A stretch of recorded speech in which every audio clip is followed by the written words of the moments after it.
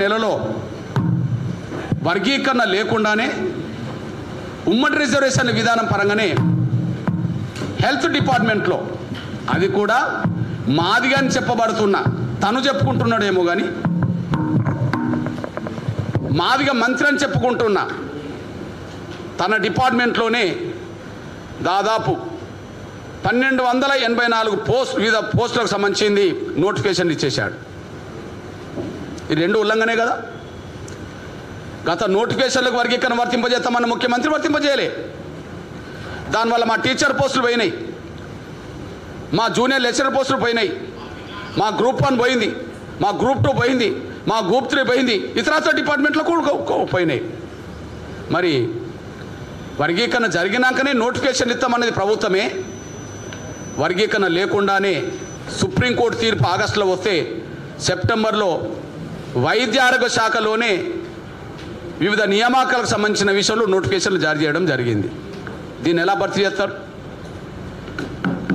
ఈ సుప్రీంకోర్టు తీర్పు వచ్చిన తర్వాత కదా నోటిఫికేషన్ ఇచ్చింది.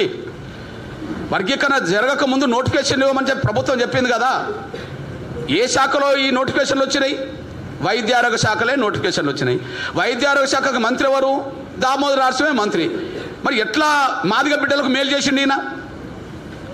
మాదిగ బిడ్డలకు, వర్గీకరణ కోరుకునే బిడ్డలకు దగా చేసినట్టే కదా. తెలవదా ఈయనకు?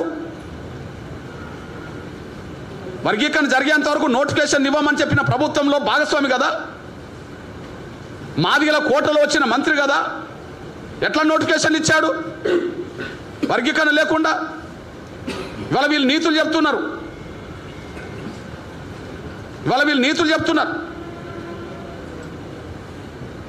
మాలాల ఒత్తిడికి తలగి రేవంత్ రెడ్డి గారు ఇచ్చిన మాట నిలబెట్టుకోలేదు. రాబోయే 10 ఏళ్ళకు కూడా మా బిడ్డలకు అవకాశాలు రాని పద్ధతిలో గ్రూప్ 1, గ్రూప్ 2, గ్రూప్ 3 కొట్టిపారేశారు. వాళ్ళకు దోషిపెట్టారు. అంటే చట్టం మా చేతిలో పెట్టిండ్రు, ఉత్త చిప్పలాగా ఉద్యోగాలని వాళ్ళ కట్టబెట్టేసిండ్రు. ఆనాడు అంబేద్కర్ ఆవేదన అదే, ఈనాడు ఎంఆర్పిఎస్ ఆవేదన కూడా అదే. ఉత్త చెప్పే కదా. మీరు చెప్పండి నా సోదరులారా, మీరు రిపోర్టర్సు, మళ్ళీ గ్రూప్ 1 నోటిఫికేషన్ ఈ సంవత్సరం వస్తుందా? వచ్చే సంవత్సరం ఇస్తారా? ఇంకో 2 ఏళ్ళకి ఇస్తారా? ఇంత పెద్ద గ్రూప్ 1 నోటిఫికేషన్ మళ్ళీ వస్తుందా? 523. ఇందులో వాళ్ళ లెక్క ప్రకారం 9% వస్తుందా? మాకు వాళ్ళు ఇచ్చిన లెక్క ప్రకారమైన 9% వస్తుందా? రాదు కదా. ఒక గ్రూప్ 1 ఆఫీసరు 30 ఏళ్ళు సర్వీసులో ఉంటే మినిమం ఎంతో మందికి సేవ చేసుకుంటాడు కదా. వాళ్ళు ఐఏఎస్ ఆఫీసర్లుగా ప్రమోట్ అవుతారు కదా. ఇతర డిపార్ట్మెంట్లో ప్రమోట్ అయ్యి కీలక స్థాయికి వస్తారు కదా. అవకాశం చేజారిపోయింది కదా. చేజారిపోవడానికి కారణం రేవంత్ రెడ్డి గారే కదా. చేజారిపోవడానికి కారణం దామోదర్ రాజమే కదా. వీళ్ళిద్దరు ఒత్తిడికి గురైంది మాలల వల్లనే కదా. మాల వృత్తికి తలకి మాదిగలకు ద్రోహం చేశాను కదా.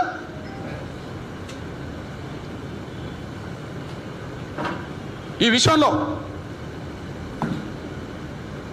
ఖచ్చితంగా మా ప్రజల్లోకి తీసుకెళ్తాం. ఈ విషయాన్ని మళ్ళా చెప్తున్నాం.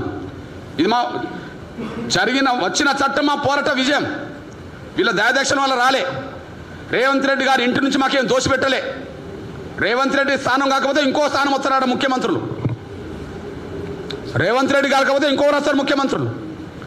ఈయన బిల్లు ప్రవేశపెట్టకపోతే ఇంకోరు ప్రవేశపెడతారు. కానీ బిల్లు పెట్టే ముందు జరిగిన ద్రోహం గురించి చెప్తాం మా ప్రజలకి. ఉత్త చెప్ప మన చేతికి ఇచ్చారు, చట్టం అనే ఉత్త చెప్ప, ఉద్యోగాలన్నీ ముందే దోచిపెట్టారని చెప్పి ఇంత ఆగమేఘాల మీద ఓకే. గత నోటిఫికేషన్లకు వర్గీకరణ వర్తింపజేయలేము అనుకున్నారు అనుకోండి. మరి ఆగమేఘాల మీద ఎందుకు ఈ ప్రకటనలు చేశారు, ఫలితాలు ప్రకటించారు? ఆగమేఘాలు ఎందుకు? చట్టం వచ్చినా కూడా మీరు అది అమలు చేసుకోవచ్చు కదా.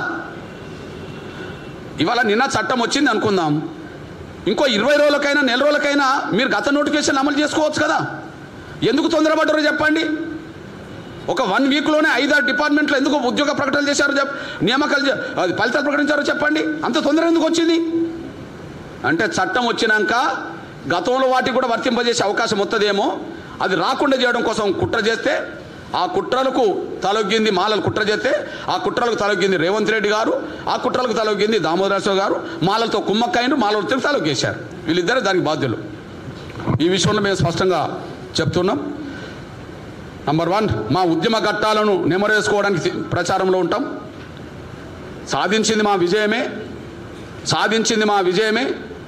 కానీ విజయం దక్కే ముందు జరిగిన ద్రోహాన్ని కూడా మా ప్రజలకు తీసుకెళ్తాం.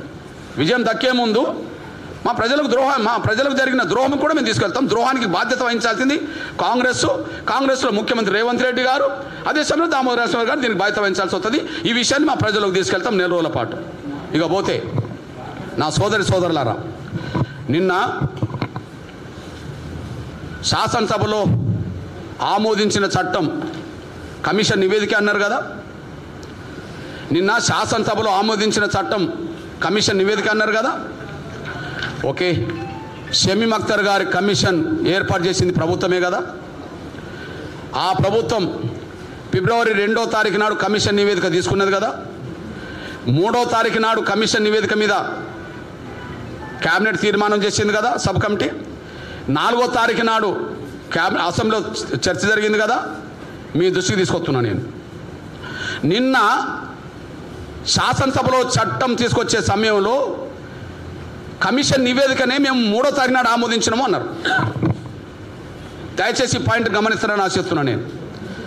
నిన్న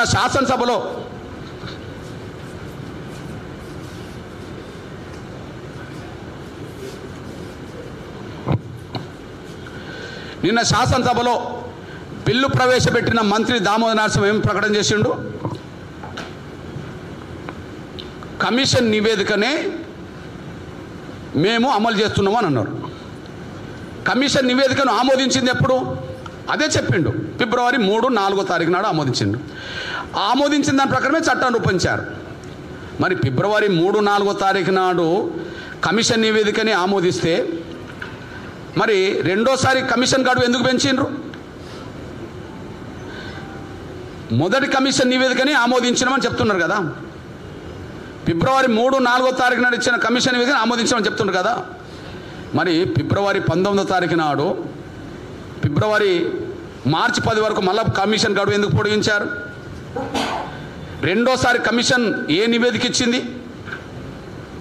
రెండోసారి కమిషన్ షమీమ్ అఖ్తర్ గారు కమిషన్ ఏ నివేదిక ఇచ్చింది? ఆ నివేదికను ఏం అధ్యయనం చేసిండ్రు?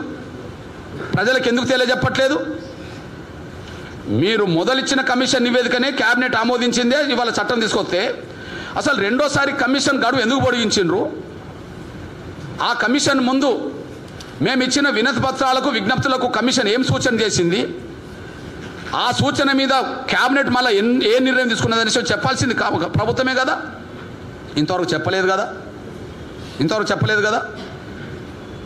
అంటే మీరు మభ్యపెట్టడం కోసమే రెండోసారి కమిషన్ గడువు పొడిగించారు. కానీ మీరు కమిషన్ ముందొచ్చిన వినతి పత్రాలు ఏంది, విజ్ఞప్తులు ఏందనే విషయం కమిషన్ పరిశీలించడానికి మీరు అవకాశం ఇవ్వలేదని, మీరు కూడా పరిశీలించడానికి సిద్ధంగా లేరనే విషయం మీరు ఫాల్స్ ప్రిస్టేజ్కి వెళ్ళి ఈ ముఖ్యమంత్రి రేవంత్ రెడ్డి